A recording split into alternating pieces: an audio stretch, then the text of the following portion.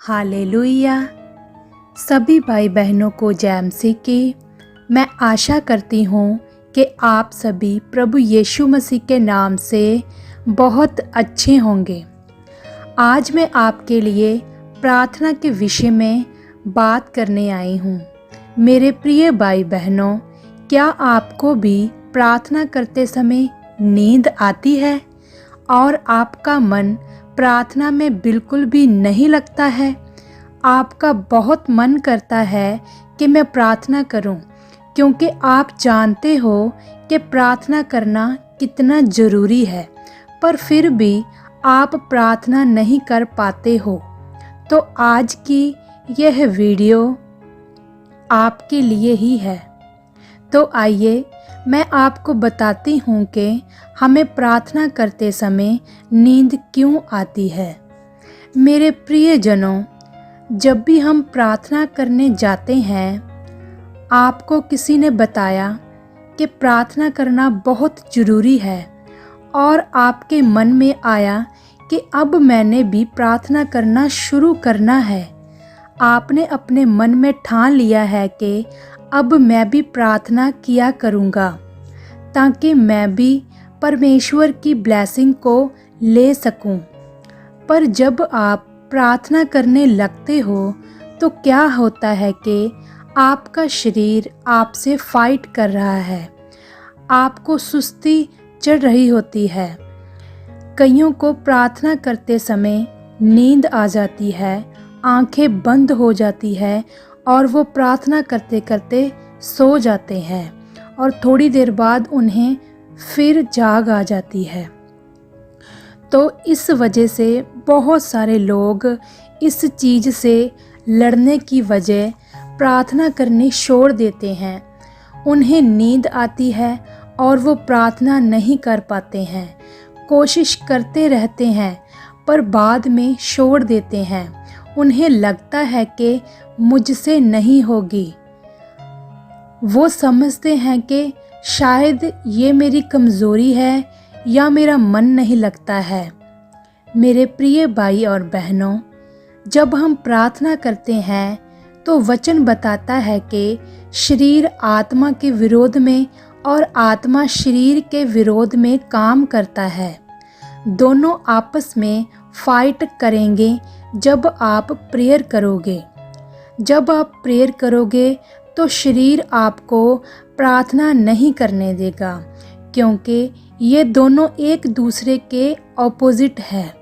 आत्मा शरीर से लड़ती है और शरीर आत्मा से लड़ता है।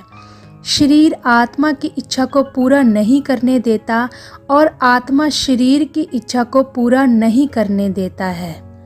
जैसे ही हम प्रार्थना में बैठते हैं, हम आत्मा की बातों को सुनना शुरू करते हैं तो शरीर बीच में इंटरफेयर करता है। वो आपको नींद दिलाएगा, सुस्ती डालेगा, कई काम याद कराएगा। आपका मन कई तरह की सोचेगा।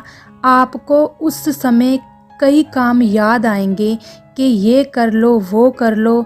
शरीर आपका मन भटकाएगा और आपका मन आत्मा की बातों में नहीं लगने देगा। पर मेरे प्रियजनों, हमें शरीर की नहीं सुननी है, हमें आत्मा की ही सुननी है। मैं आपको इन वचनों से बताती हूँ। गलातियाँ 5 अध्याय उसका 17 वचन। क्योंकि शरीर आत्मा के विरोध में और आत्मा शरीर के विरोध में लालसा करती है और ये एक दूसरे के विरोधी हैं, इसलिए कि जो तुम करना चाहते हो वह ना करने पाओ।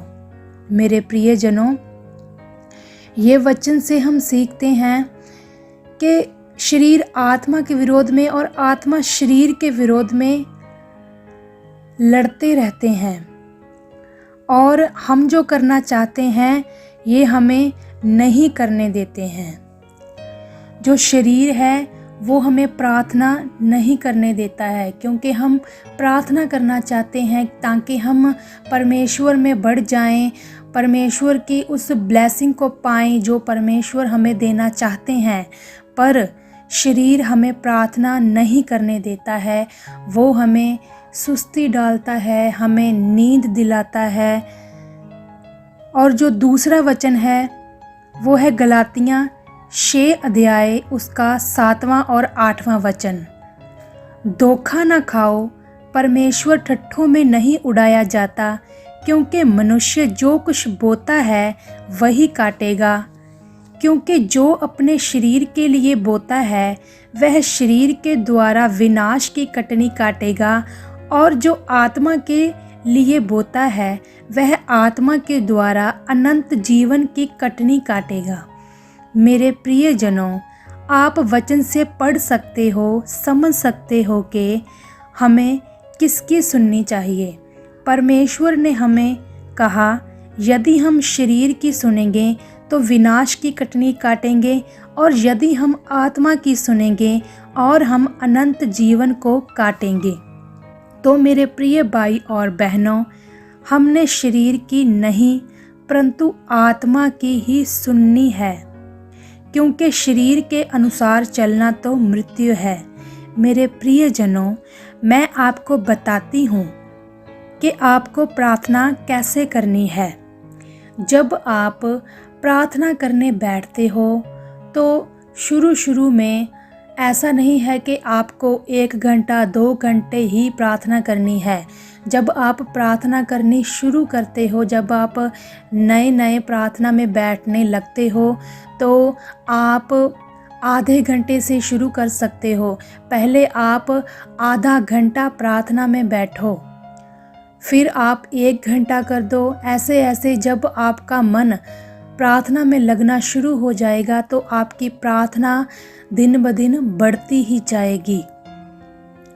मैं विश्वास करती हूँ मेरे प्रिय भाई और बहनों, अगर आप इन वचनों के द्वारा प्रार्थना करनी शुरू करेंगे, मेरे प्रिय भाई और बहनों, इन वचनों को आप लिख सकते हो और आप प्रतिदिन इन वचनों को पढ़ सकते हो। और सच में परमेश्वर आपको इन वचनों के द्वारा बहुत उत्साह देंगे और आपको प्रार्थना में बहुत बढ़ा देंगे, और आपका मन शरीर की बातों पर नहीं, आत्मा की बातों पर लगेगा। मेरे प्रिय भाई और बहनों, मैं विश्वास करती हूँ कि इस प्रार्थना के विषय की वीडियो को सुनने के बाद आप प्रार्थना में बहुत बढ़ जाओगे। जिनका भी मन प्रार्थना में नहीं लगता था, जिन्हें प्रार्थना करते समय नींद आती थी, सुस्ती लगती थी, परमेश्वर मेरे उन सभी भाई बहनों को बहुत प्रार्थना में बढ़ा चुके हैं, प्रभु यीशु मसीह के सामर्थी और पवित्र नाम में। आमीन।